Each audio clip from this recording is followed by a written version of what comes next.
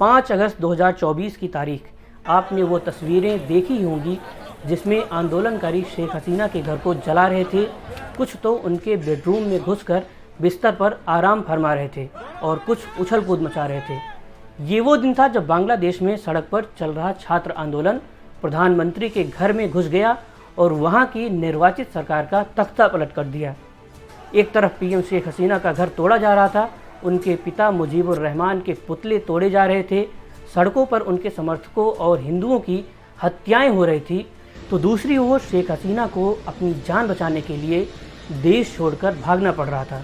आज उस दिन को बीते 1 साल हो चुके हैं, लेकिन जिन बदलावों की मांग को लेकर आंदोलन शुरू हुआ, सैकड़ों लोगों का खून बहा, क्या वो मांगे पूरी हुई? बीते 1 साल में बांग्लादेश में क्या क्या बदला और क्यों कहा जा रहा है कि बांग्लादेश में हिंदुओं के मौजूदा हालात उस समय से बदतर स्थिति में हैं जब बाबरी मस्जिद ढही थी और हिंसाएं हुई थी? इस वीडियो में हम इन्हीं 3 सवालों पर बात करेंगे। नमस्कार, मेरा नाम है शुभम तिवारी और आप देख रहे हैं एनडीटीवी इंडिया। सबसे पहले शुरुआत करते हैं कि बांग्लादेश में ये आंदोलन कैसे शुरू हुआ और इसके क्या कारण थे।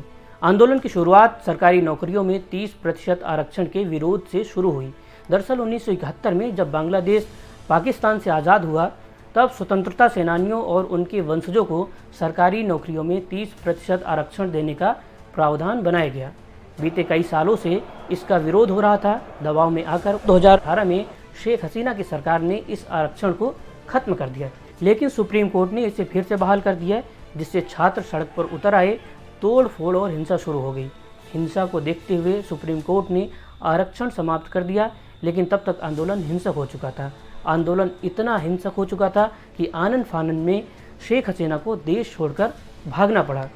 इसके अलावा काफ़ी समय से हसीना सरकार पर चुनावों में धांधली के भी आरोप लग रहे थे। इससे भी जनता में गुस्सा बढ़ रहा था, जिससे आंदोलन को और बल मिला। तख्ता पलट में सेना की भूमिका भी रही है, क्योंकि तमाम रिपोर्ट्स के मुताबिक सेना ने आंदोलन को हवा दी और हसीना को देश छोड़ने के लिए मजबूर किया।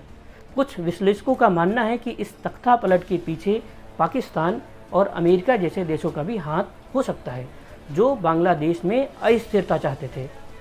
अब आते हैं पहले सवाल पर कि जिन मांगों को लेकर आंदोलन शुरू हुआ, उसमें से अब तक क्या क्या पूरा हुआ है।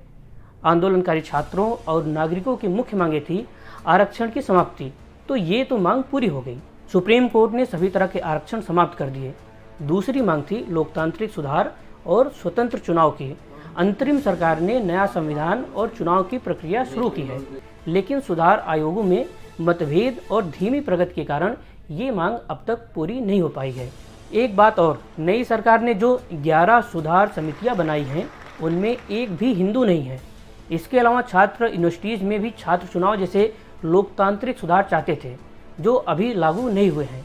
महंगाई, बेरोजगारी और करप्शन रोकने की मांग भी अब तक अधूरी ही है। महंगाई और बेरोजगारी तो अब बांग्लादेश की बड़ी समस्या है, तो वहीं बांग्लादेश की कानून व्यवस्था बिगड़ी हुई है। लोगों का कहना है कि सरकारी दफ्तरों में भ्रष्टाचार अब भी एक बड़ी चुनौती है और आंदोलन की मांग थी कि देश में समानता और न्याय हो, लेकिन देखने को मिला है कि कट्टरपंथी ताकतें और मजबूत हो गई हैं। ये तो है मांगों की मौजूदा हालत। अब आते हैं दूसरे सवाल पर कि बांग्लादेश में बीते 1 साल में क्या क्या हुआ।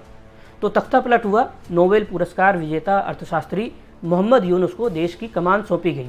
लगभग 15 साल से सत्ता में रही शेख हसीना की सरकार की जगह एक नई व्यवस्था बनी, जिससे लोगों को उम्मीद जगी।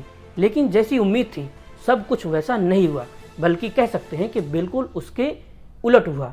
बांग्लादेश में इस्लामिक कट्टरवाद बढ़ा, महिलाओं के खिलाफ अत्याचार बढ़े, हिंदुओं के खिलाफ हमले होने बढ़ गए और जिस पाकिस्तान के अत्याचार से त्रस्त होकर बांग्लादेश एक अलग देश बना था, मोहम्मद यूनुस उसी पाकिस्तान से गलबहियाँ करने लगे।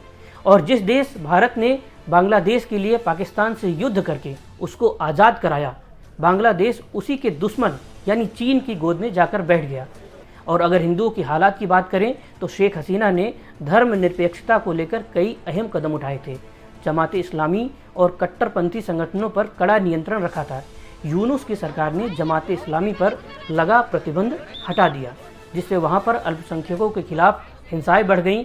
रिपोर्ट के मुताबिक बांग्लादेश में अगस्त 2024 से जुलाई 2025 के बीच मॉब लिंचिंग की घटनाओं में कम से कम 637 लोग मारे गए, जिनमें 41 पुलिसकर्मी भी शामिल हैं। बांग्लादेश में हिंदू समुदाय इन हिंसाओं का सबसे बड़ा शिकार बना। तख्तापलट के बाद से ही हिंदुओं के घरों, दुकानों और मंदिरों पर हमले होने लगे। Bangladesh Hindu Buddhist Christian unity council के मुताबिक 4 अगस्त 2024 से लेकर जून 2025 के बीच 2442 सांप्रदायिक हमले हो चुके हैं। इन 10 महीनों में 59 लोगों की हत्या, 192 मंदिरों पर हमले और 33 रेप हुए हैं। जमीन हड़पने की 59 घटनाएं और 1993 घरों पर या दफ्तरों पर हमले हुए हैं और लूटपाट की घटनाएं हुई हैं। इन्हीं हालातों को देखते हुए कहा जा रहा है कि हिंदुओं की हालात उस वक्त से बदतर हो गई है जब बाबरी मस्जिद ढही थी और बांग्लादेश में हिंसाएं हुई थी। मौजूदा सरकार और उसकी पॉलिसी में हिंदुओं की कोई जगह नहीं है। South Asian network of economic modelling के एक हालिया सर्वे के मुताबिक 71% बांग्लादेशी युवा मानते हैं कि मॉब लिंचिंग अब सार्वजनिक जीवन का हिस्सा बन चुकी है। कुल मिलाकर कहें तो बांग्लादेश की आज ये स्थिति है कि अल्पसंख्यकों की तो वहाँ हालात बद से बदतर हो गई है। यहाँ तक कि बदलाव की चाहत करके आंदोलन में भाग लेने वाले आम बांग्लादेशी भी यूनुस सरकार से निराश हैं। फिलहाल देश में मोहम्मद यूनुस की अभी अंतरिम सरकार है और उन्होंने फरवरी 2026 तक नए सिरे से चुनाव कराने का वादा किया है। आपको ये रिपोर्ट कैसी लगी हमें कमेंट बॉक्स में ज़रूर बताएं और ऐसे ही खबरों के लिए देखते रहें NDTV इंडिया।